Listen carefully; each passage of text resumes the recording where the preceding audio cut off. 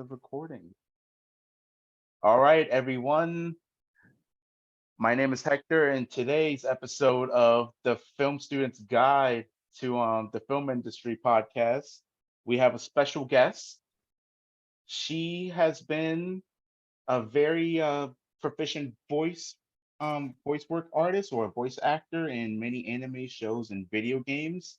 Her roles range from Tubi in Nier Automata to Mitsuri in Demon Slayer, and her latest and probably her favorite role would be Jolene Cujo in JoJo's Bizarre Adventure Stone Ocean.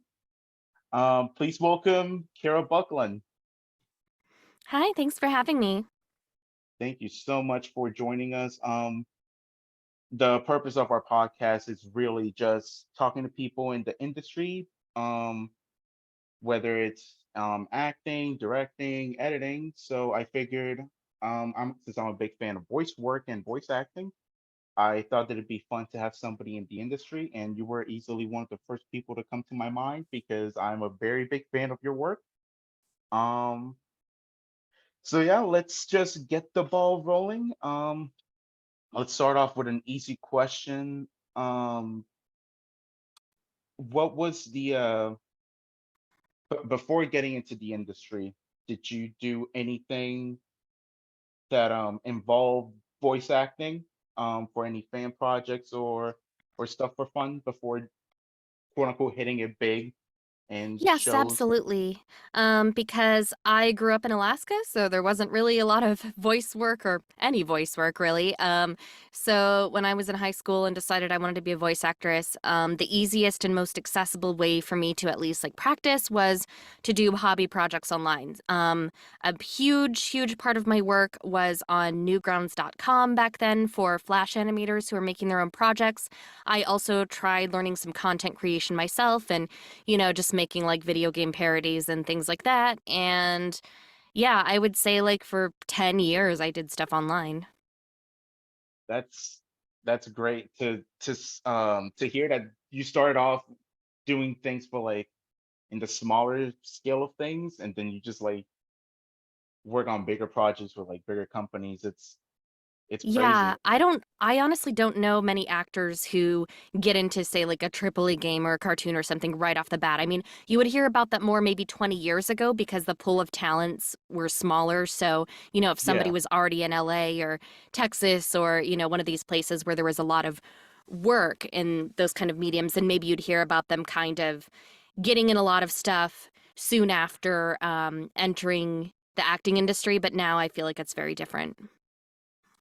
yeah, absolutely. Nowadays with online projects like still like fan animations on YouTube that require like a lot of voice actors, those are on the rise and people just start from there and then they get into bigger projects. I know that one of uh recent project that started off as an online project that is hitting it big now is Has Been Hotel, Oh, for and sure.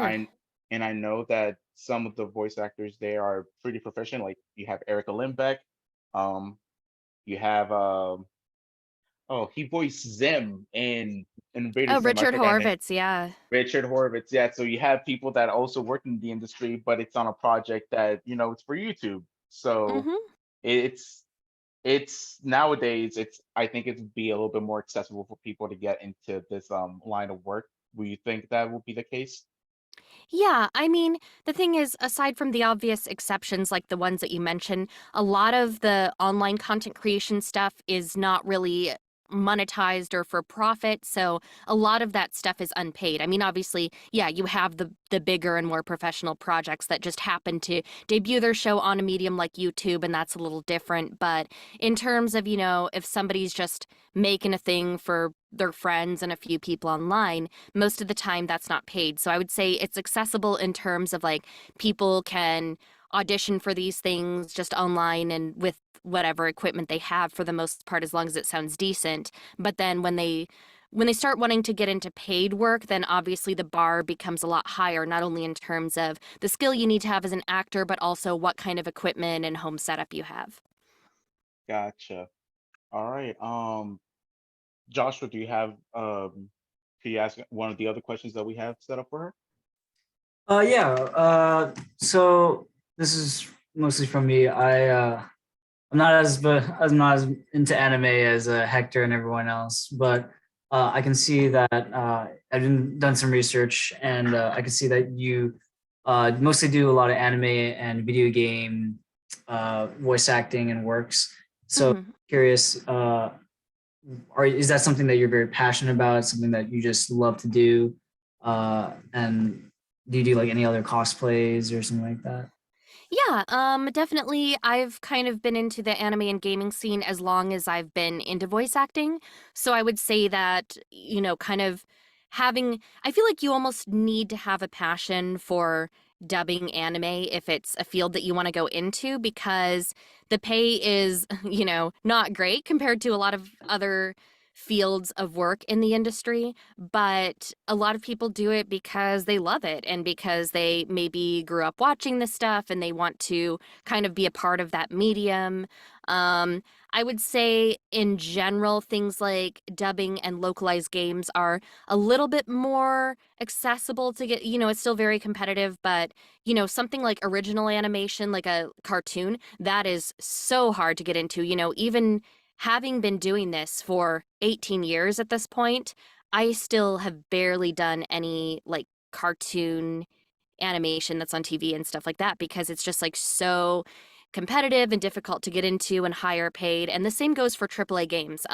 That's kind of like my big goal at this point in my career is I would love to do like AAA Western based games where I'm like the voice of the character, not just the English voice of the character, but that stuff is super competitive. Even if you have a great agent, as I'm fortunate enough to have now as of recently, it's still just really hard to get in.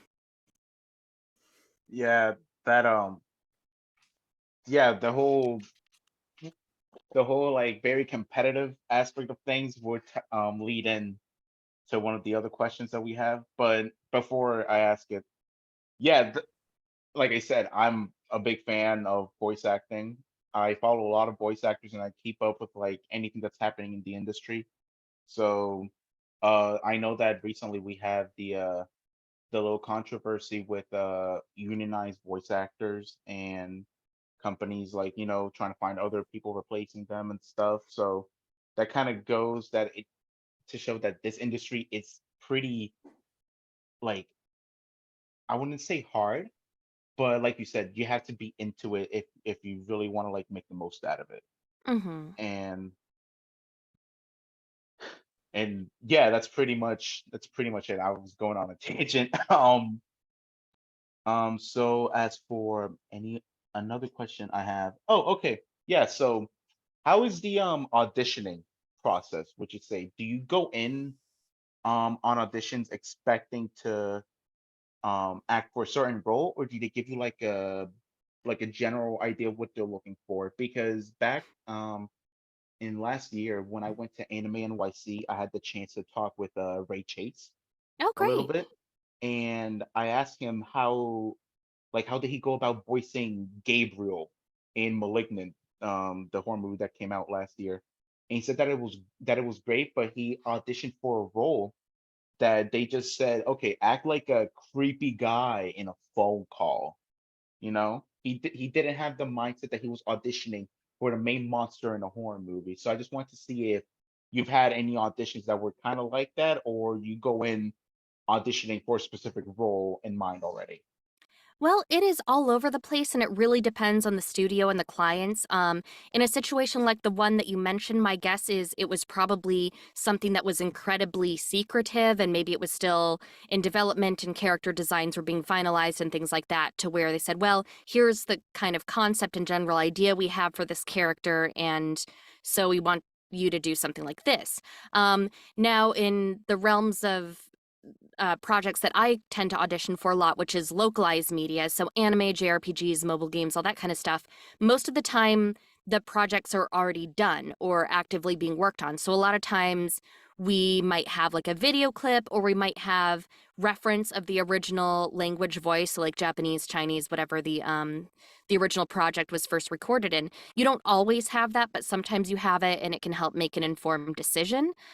In terms of like, do we get to pick which roles we want to audition for? That super depends. So some studios will send out a document of all the all the main characters that they have up for audition. They don't audition like all the little side characters. Usually how they pick those is either kind of just based on the auditions they get for the mains, and then they'll fill out the rest of the cast with that, or sometimes the casting director might bring in actors that they know can do this, one episode villain of the week or something like that.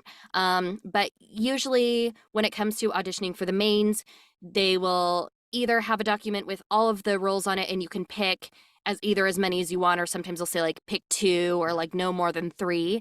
And then it's kind of on you to choose what you're right for. Other times they will specifically request that you read for a certain character. So there might be a project where the casting director has like 10 actors in mind for a specific role, and they will send it out to those 10 actors and say like, hey, read for this character, and they'll do it for another character, and so on and so forth. Or sometimes like your agent might say like, okay, we want to hear, because nobody wants to go through like 500 auditions for a single role. So Right. they have different ways of narrowing it down, and sometimes it's kind of like the casting director or an agent picking like, okay, read for these 2 out of like these 6 or 7 female roles in this project. Or sometimes they just kind of let you pick who you feel you'd be right for. Yeah, no, that it's actually funny that you bring up the idea of like, oh, voice a character of that only appears like this episode, because I remember going back to Ray because I attended a panel last year, so I kind of have like some background context when it comes to like the work in Jujutsu Kaisen. Hmm. Um, since he voices Sukuna, which is like the main baddie, or at least one of the main characters in the show, he also voices Chozo, and he picked up Chozo because he only appears in one episode.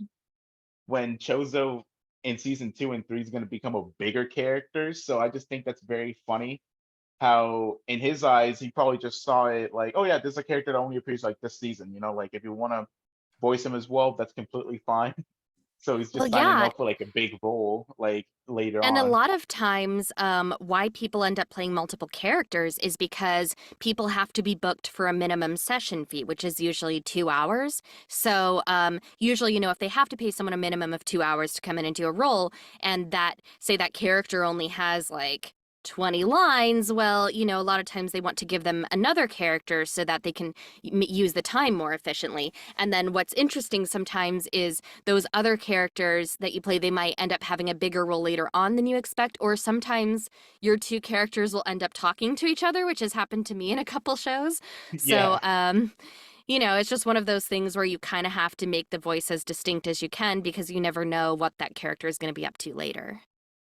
And that's one of the things that I find very interesting when it comes to voice acting, since um being a voice actor, it's practically on par with being like a actor that appears on camera, because you still need to know like the mannerisms of a role and how to like deliver lines, but it's also harder because since you're not the one showing the emotions, you have to really emphasize and give like the character you're voicing like emotion and like personality, because anybody could voice anything, but it doesn't really matter if they sound very like boring. Like I could voice I don't know, I could voice Jotaro and JoJo, but I won't be able to do as good as a job as Matt Mercer, because he knows how to convey the emotions that Jotaro uh well emotions that he Yeah, but conveys. even characters that are more stoic like that, it's still very important, and sometimes that can be more challenging because if you have a character who can go as big as they want and go all over the place with emotion, it's like you have this huge canvas to play on, I guess you could refer to it as. So it's kind of like if you're playing a character who can just go really big and over the top and scream and yell and get angry and cry and all this kind of stuff, then you have a lot of room to play with as an actor. But when you're playing a character who has to keep their emotions more hidden, or maybe they just don't feel them as strongly for whatever reason. There's a lot of reasons why a character might be this way, sometimes trauma, sometimes this or that. So you kind of, it's a challenge because you can't just sound flat and monotone, but you need to find ways to kind of like show little hints of things here and there that the character is feeling, but without straying so far that you go out of character. Yeah, absolutely. Like that's why I have so much respect for the voice acting industry. Um, I guess like a smaller question. I know that usually in the world of acting, sometimes actors have like inputs in line delivery or line changes. Have you ever edited any specific lines in anything that you voiced? Like you give an input or Usually if editing happens, it's something that kind of, well, like in dubbing and JRP, I think it's a little bit different if you're working on like a cartoon and you're kind of like instrumental in creating the voice of the character and stuff like that. And maybe you have the show creators in on a session. I think in a situation like that, then there might be more room for someone to kind of play around with things a little bit more. But obviously, when you're localizing, you're taking a work that's already been done and a character that's already been established in another language, and you're kind of just like the vehicle for delivering it to English speaking audiences. So I think it is kind of, you want to stay true to the creator's original intent and things like that. So usually when rewrites happen on things like dubbing, it's because you do the line and the director realizes that it's not quite fitting the mouth. Maybe it's just too fast or too short, like, so you need to add words or take words away. And sometimes the actor can say like, oh, I bet this quick fix, like if we just say this word instead of this word, then it'll be like the length that we need or whatever. But usually the director is the one to kind of make those calls and say like, okay, I'm going to rewrite this line real quick and then we'll see if that fits better. gotcha. Okay, yeah. So that's honestly one of the things that I always like wonder, like, oh, do actors like always have to follow the script, or like, you know, you always have to try to make it fit, which is Yeah, but I mean, if always a something's not challenge. fitting, then they will often be willing to rewrite for you. Because I Okay. mean, you can, it's like once you dub for a long time, like I have, and it's like, well, I can try to fit this into the mouth, but it's going to be like, blah, blah, blah, blah, and that's not going to sound Yeah. good. So, sometimes you do it and they're like, oh, yeah, that's not going to fit. Let's rewrite, sort of thing. Yeah, definitely. Um, let's see. I brought a lot of questions, but I can't, you know, fit them all in this. Um, I got a question if that's okay, Hector. go ahead. Yeah, go ahead. Go Uh, ahead. it seems that you're very passionate about anime, Japanese culture, and a lot of video games and stuff like that. hmm And it seems as though you're kind of in a way living your own dream, working in what you love to do. Is there something where it's kind of like you didn't realize, like, oh, like either good or bad, of like, I didn't realize that it would be like this, or kind of like moments where you kind of thought to yourself, maybe you know maybe you should have done a different profession, or do you enjoy yourself? I guess it's really hard for me to say, like, do you enjoy where you're at? Is there like uh I lost my train of thought, I'm so sorry. No, like I totally, I love my job, I love my career, but that being said, any job is going to have its ups and downs, and there's going to be moments where you are maybe working on something where you're just not connecting with the material, or maybe you're dealing with a very difficult client who is making you redo the same scream over and over and over again, and it's like hurting your voice, and or just dealing with situation like, I think one of the hardest things for actors to deal with is the fact that it's like we have no job security. You can be the lead on a show, but when that show ends, like, you need to make sure you have other projects. Usually you're doing multiple projects simultaneously, but it can be scary for people because even some of the actors who are like really well known and they work regularly and stuff like that, they might have moments where work is just not coming in or auditions aren't coming in as much. There's no, like, it's not like an employee where you show up and go to a job every day and there's work for you. It's kind of like you're a freelancer. You have to find your own, opportunities and things like that. And the other thing that I think people don't always realize when they first go into wanting to do this is that you will audition for hundreds of things, and you might only book like 4 or 5 of those 100 roles you auditioned for, if you're, and sometimes less. So and that's even really, really good actors who work all the time. It's the same thing for them. Like they're auditioning for projects all the time that they don't book because, and if you don't book a role that you want, it doesn't mean that you're not a good actor. It just means that someone else happened to be more along the lines of what the client or director or whoever is casting is looking for. So, I think a lot of people take it personally, like they think of it as rejection, but it's like, well, it's not reject. Like if 100 people read for the same character, and only one person can book it, that doesn't mean the other 99 were like bad actors or they failed or got rejected, right? It's just kind of Right. like, well, only one person could book it. Yeah, and honestly, like I assume that like just because you didn't get that role, you're probably still under the eye of the people that you were auditioning under. So like they will have you in mind for like any potential roles that they thought that you were like really good, but not for that specific character. Yeah, if you consistently turn in quality auditions, even if you're not the right fit for this project or that project or even the next one, like eventually, because I've heard casting directors say that, oh, I got to put this person in somewhere because they always have great auditions, but I can't find the right place for them yet. Or, sometimes they have to submit their choices to the end client and the end client doesn't pick them. So it's kind of like, well, you just kind of have to keep trying. And I think some people, when they start out, they're like, well, I've auditioned for 50 projects and I only booked one. And it's like, yeah, that's normal.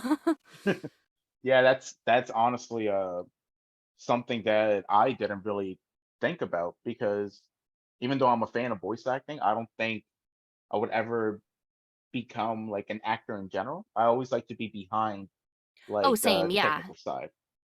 So it's honestly like what you're saying is pretty. It's kind of like a reality check, I guess you could say, because like yeah, you can audition for so many roles, but you're not guaranteed all of them. You can only get like one or two, and that's what comes in part being like a freelancer, like you said. Hmm. And and that's something like the whole like freelancing or just looking for work. That aspect is not only it's not exclusive to just acting or voice acting. It's to anything in the industry. Like Right. I can graduate college studying film like a film diploma. That doesn't mean that everywhere will accept me, you know.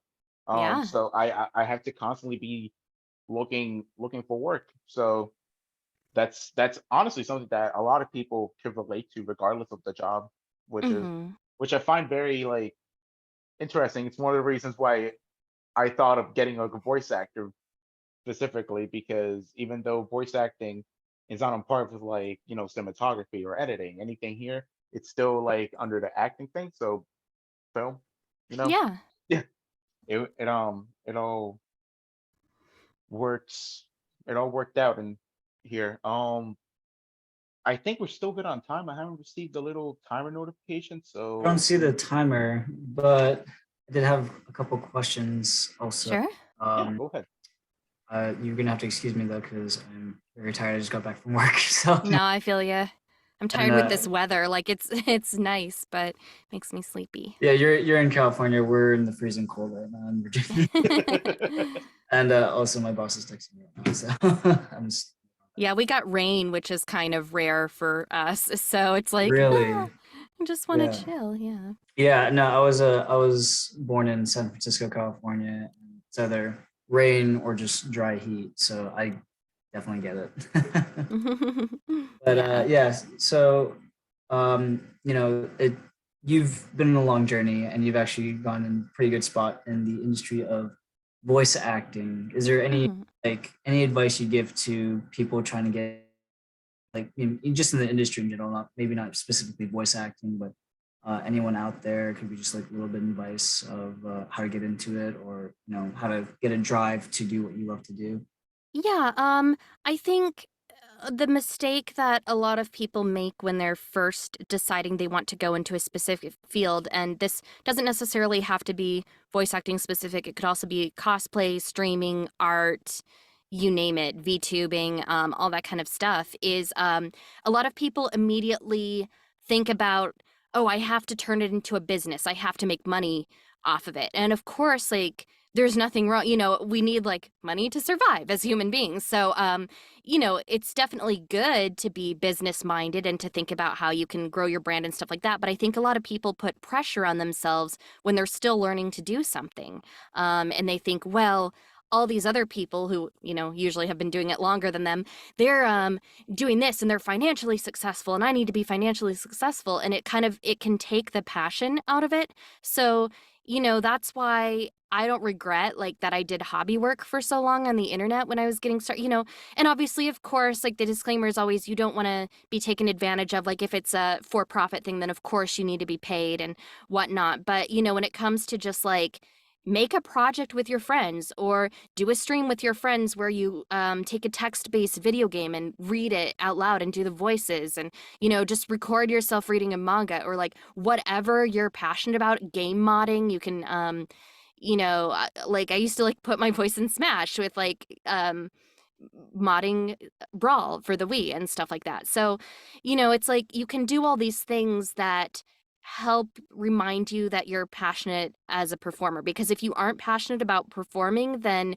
you probably will not make it very far. Because I see people also who want to get into it because they say, like, oh, I want to be famous and I want to go to conventions and stuff like that. But, like, you can't really control that stuff. That's just a bonus. I had so many times where I auditioned for a role early in my career where I was like, "Oh man, this would be like the push that I need to, do all this stuff and maybe get like social media followers and all that." But you can't, sometimes things will blow up that you don't expect and vice versa. So it's human nature that we want to be appreciated for what we do and we want to make money on what we do, but I think you also need to make sure that you have the passion for it and that this is something you want to do because it takes a while for most people to make money or to get known for their work or something like that.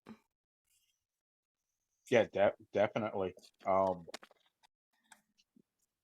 Yep. Joshua, did you have any other questions? I had a couple, but I'm kind of blanking Oh, out on them right now. let's see if I can think one real quick before nose diving. Oh, just like pure trivia, I guess. What was the first role that you ever got in terms of like anime or video games, really? I was a character in an anime called Aika R16. It is not for children. Do not look it up unless you're R16, I okay can with the get it up. gratuitous fan service. Yeah.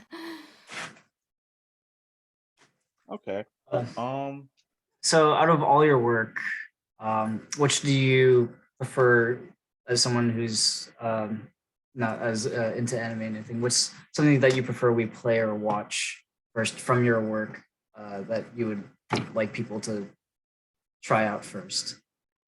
JoJo's Bizarre Adventure, Stone Ocean. I mean, that's a role that I wanted to play for 8 years and prepared for so long for whenever I would eventually get to audition, if I would get to audition. So, that's something I definitely put 100% into and I feel very proud of. And I don't know, I just want people to experience it and hopefully, I hope they appreciate it.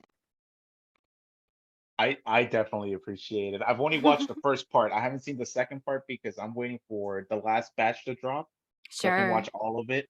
But I I think was, performance wise, it gets better in the second batch as you go along because we had more time to work on the second batch, yeah, so that helped. I imagine. Yeah, that. I guess that could be like a cool like a interesting question when it comes to like batches. Have obviously you can if you can't answer, you don't have to. But did you record for the first batch only the lines for the first batch, or did you start recording from the second batch as well? It was Because I know mostly that done in Netflix is weird. segments with kind of like a break in between. I mean, production wise, when you're working on a show, it can be all over the place. Like, I used to work on shows or games or whatever where it's like you would record the whole thing and then they would sit on it for like a year, and then it would finally come out, or sometimes even longer than a year. But I've also worked on projects like for Crunchyroll and stuff where it's called a simuldub, where you record each week and the episode that you just recorded comes out like the following week. So it really just depends on production schedule and so many different factors.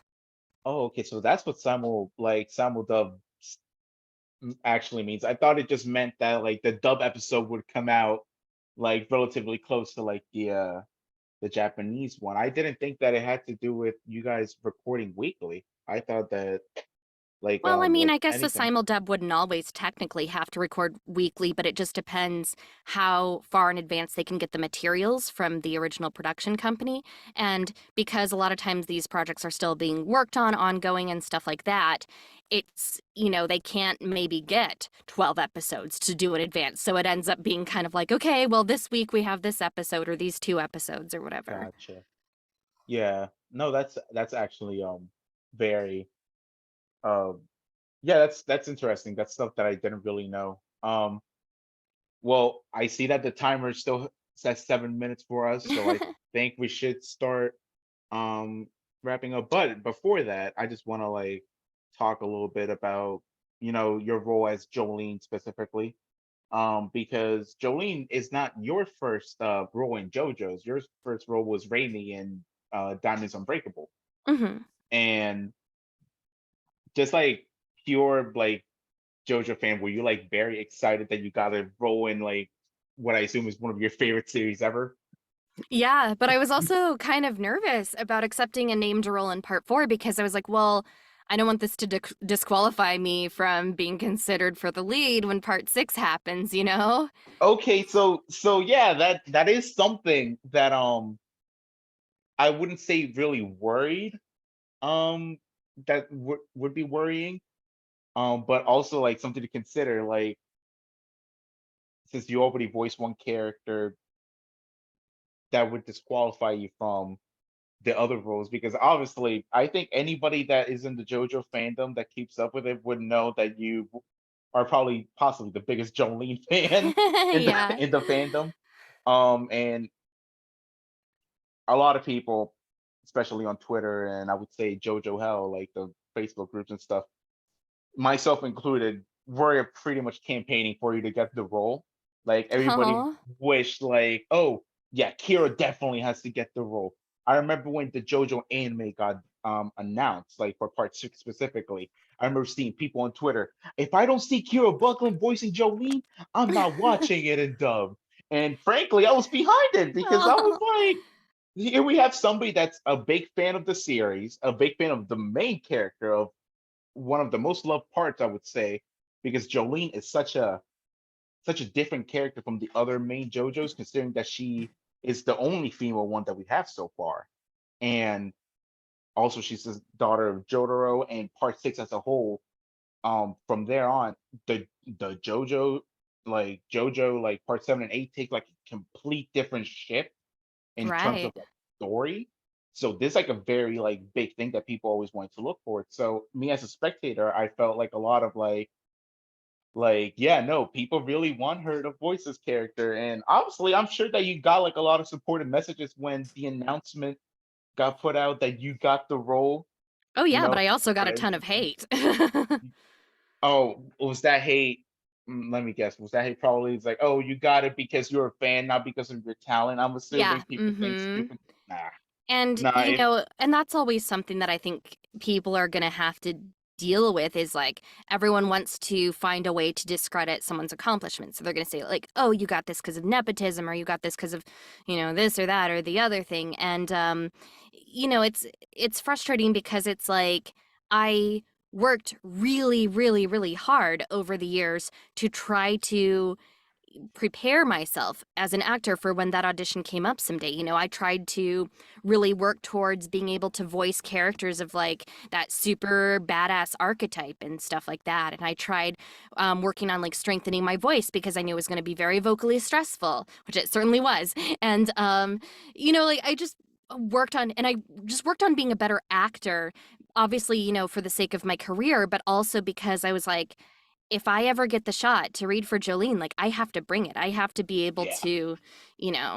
100% like I need to like be able to hold my own in this role because no one's ever going to get a role like an important role just because they like the character. They might, it might help like, oh, I know that this person really wants to read for it, so I'll make sure that they get to read, but you could still not book it if your audition's not good enough. So it's kind of like I don't know. I just see a lot of people trying to discredit like, oh, well, this person only got cast because of XYZ. And it's like, well, they wouldn't get the part if they weren't good for the part, you know? Yeah, people like if we were it well, I say we if the industry was hiring people solely because like, oh, I really like this character, we wouldn't be getting like these quality dubs that we're getting. Yeah. Because I could go in the studio and say, hey, I'm a big fan of freaking Weather Report. I should be the voice actor for Weather Report. And then no, that's not gonna work out, because Right. I They're don't going to have go the with people who are experienced and who have, who can portray the characters in all facets of the character. yeah. So we have a little over 2 minutes left. So before we leave, I just want to say I find it very funny and heartwarming that not only the English voice actress for Jolene is a big fan of Jolene in Part Six, but also her Seiyu in Japan. I cannot pronounce her Yeah. name, but I think it's Iris, her I name. love I Yes, love her so much. she like from the stuff that I've seen, she is so like charismatic about the role, and I just felt like yeah, the character Jolene's in very good hands with like these actors and the whole crew. I think like this is just pure fanboy coming out. I think you're really bringing life to probably my favorite JoJo character, or as far as main JoJos go at this point. And Oh, thank you so much. I'm just very happy that we got to see it come to fruition, like because your story of you getting your dream role, it's something that a lot of people like me and Joshua and a lot of our other classmates, they dream of. I want to make it big. I want to get this specific like job and do this. And I Yeah. Like and I want to live my dream type. yeah, and Yeah. you literally did that. And that's literally why I thought about getting you in the podcast, because I think that story is something that a lot of us could relate to. Oh, thank And you. yeah, and the timer says less than 1 minute. Really don't want to push it. Um, I know that people can reach you out on Twitter at Kira Buckland. Do you have anything else that you want to plug before so Yep, people can I join? stream on Twitch at Miss Siggy Stardust, and I'm a Twitch partner. I stream Genshin Impact, so I know that's not everyone's cup of tea, but if you like Genshin, come and hang out on my streams. Awesome. All right. Well, thank you so much for joining us, and I think we're good. All All right, take right. care, you guys. Thank you so Thank you, much. Kira. Bye.